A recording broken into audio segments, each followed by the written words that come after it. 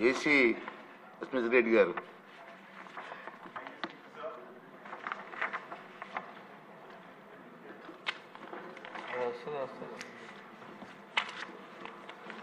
Thank you speaker sir.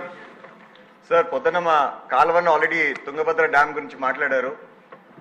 నేనేందంటే కోరేది ఈరోజు మాకు రావాల్సిన వాటా ఏదైతే ఉందో అది రాకోకుండా ఉంది.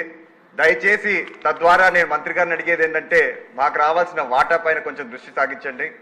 అదేవిధంగా దిగువనున్న నియోజకవర్గాలు ముఖ్యంగా తాడిపత్రి, సింగనమల్ల, గుంతకల్కి లైనింగ్లు లేక మాకొచ్చే 6 ఎకరా సరిపోయేంత నీరు కూడా మాకు రావట్లేదు.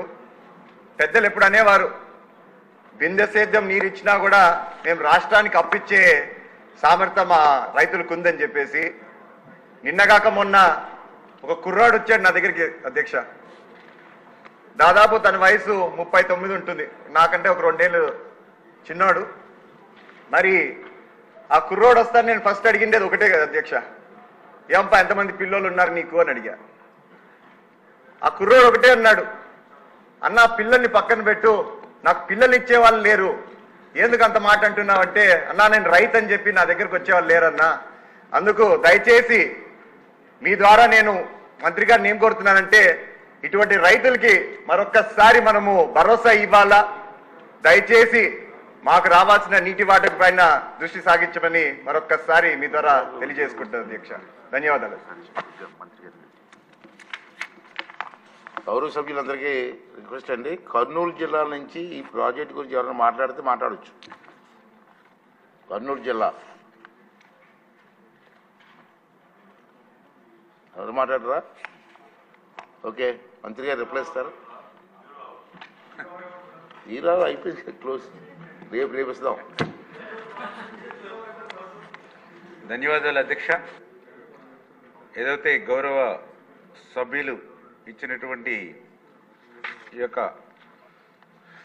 యొక్క ప్రాజెక్టుకు సంబంధించి ఏదైతే జయనాగేశ్వర రెడ్డి గారు చెప్పడం జరిగింది, ఏదైతే ఈ యొక్క రాజకీయ కోణంలో అవసరం లేకపోయినా వాటరు మనకి అవైలబిలిటీ లేకపోయినా కూడా ఈ యొక్క మట్టి పనులు చేసేటువంటి ఉద్దేశంతో ఒక 1 మీటర్ పెంచారని, అదేవిధంగా ఎన్ని క్యూసిక్లు నీరు వస్తుందో కూడా క్యాలిక్యులేషన్స్ కూడా లేవని ఏదైతే మరి గౌరవ సభ్యులు ఏదైతే చెప్పడం జరిగిందో, ఖచ్చితంగా దీని మీద పూర్తి స్థాయిలో మనం ఎంక్వైరీ చేసి, అదేవిధంగా ఏదైతే గేట్స్ వాళ్ళు కూడా చెప్పడం ఆందోళన కూడా వ్యక్తం చేయడం జరిగింది. ఇమ్మీడియట్లీ ఇప్పుడు రైనీ సీజన్ స్టార్ట్ అవుతుంది కాబట్టి ఏదైతే ఆ పెండింగ్ గేట్స్ కానీ ఇవి కానీ పూర్తి చేయకపోతే ప్రస్తుతం ఉన్నటువంటి ఆయకట్టు కూడా ఇబ్బంది పడేటువంటి పరిస్థితి ఉందని ఖచ్చితంగా సంబంధిత అధికారులందరికీ కూడా ఎంక్వైరీ చేసి దీని మీద పూర్తి స్థాయిలో విచారణ చేసి ఎవరైతే తప్పు చేశారో వాళ్ళ మీద ఖచ్చితంగా బాధ్యుల మీద చర్యలు తీసుకోవడం జరుగుతుంది. అదేవిధంగా ఆ బ్యాలెన్స్ పనులు ఏవైతే ఉన్నాయో అవి కూడా ఇమ్మీడియట్లీ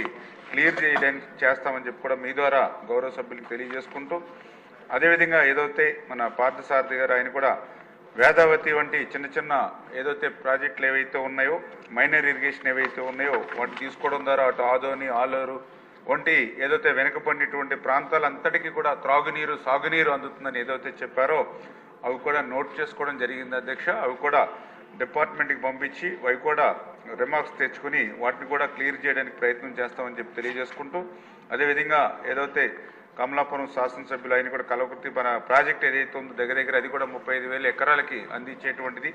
అదేవిధంగా జేసీ గారు కూడా తాడిపత్రి, అదేవిధంగా దాని క్రింద ఉన్నటువంటి ఏదైతే కాన్స్టిట్యున్సీలకు సంబంధించి అత్యంత వెనకబడినటువంటి జిల్లాలు రాయలసీమ దీనికి ప్రాధాన్యత ఇవ్వాలని ఏదైతే వారందరూ కూడా ఇరిగేషన్ కోరడం జరిగిందో ఖచ్చితంగా, ఎందుకంటే తెలుగుదేశం, జనసేన, బీజేపీ, ఎన్డీఏ ప్రభుత్వం యొక్క ముఖ్యం మరి ఏదైతే అత్యంత వెనకబడినటువంటి రాయలసీమ, ఉత్తరాంధ్రకి ప్రాధాన్యత ఇవ్వాలనేదే ఈ ప్రభుత్వం యొక్క లక్ష్యం అధ్యక్ష.